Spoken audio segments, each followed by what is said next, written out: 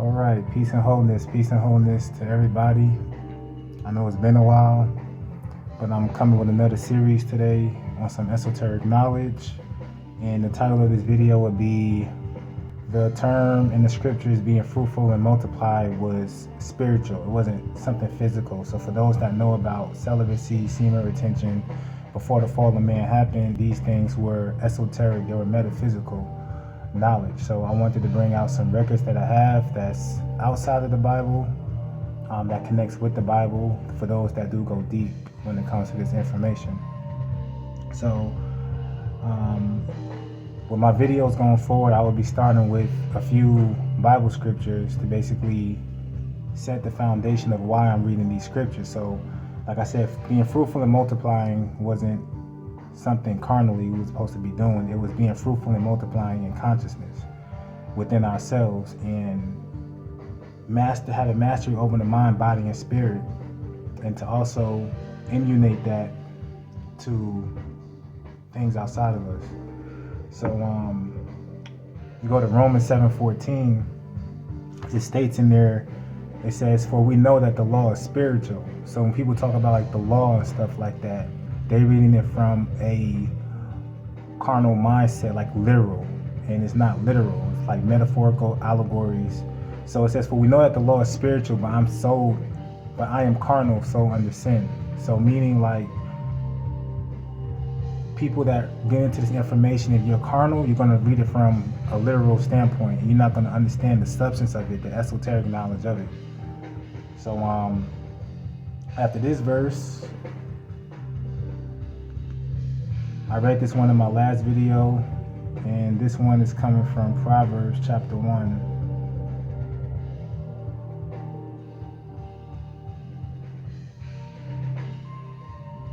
So in Proverbs 1:6, it says, "To understand a proverb and the interpretation, the words of the wise and their dark sayings." So the key word in there is the words of the wise and dark sayings. So dark saying in Hebrew definition, it means like a riddle, like it's a hidden meaning, how it said the Messiah spoke in parables. So the whole foundation of this video was like fruitful and multiply was to be done in consciousness. So we know that the first Hermetic principles, those that know about the 7 universal laws, the first law was like all is mind. So even if you read John 4:24 in the Bible, it says, "For God is a spirit." Spirit just equals to energy. And those that come worship God must worship God in spirit and in truth. So God is thought into energy. The world was created out of consciousness. And we are created in the image and likeness of that supreme consciousness, what some may call God, the Most High, the highest, the supreme intelligence. So the first universal law is all is mental. So if you go to it's mentalism. So all is mental. So it says this principle embodies the truth. All is mind. It explains that the all, which is the substantial reality underlying all outward manifestation and appearances, which we know under the term of the material universe, the phenomenon of life, matter and energy. So matter and energy. So remember that word spirit equals energy. And from energy, from consciousness, from thought, brought forth the creation. It materialized in creation. So if you go down and you read more, it says, so matter and energy, in short, all that is apparent to our material senses is spirit, which in itself is unknowable and undeniable, but which may be considered and thought of in universal, infinite, living mind. So there's a term they say that we live inside of God, like there's universes within universes within universes.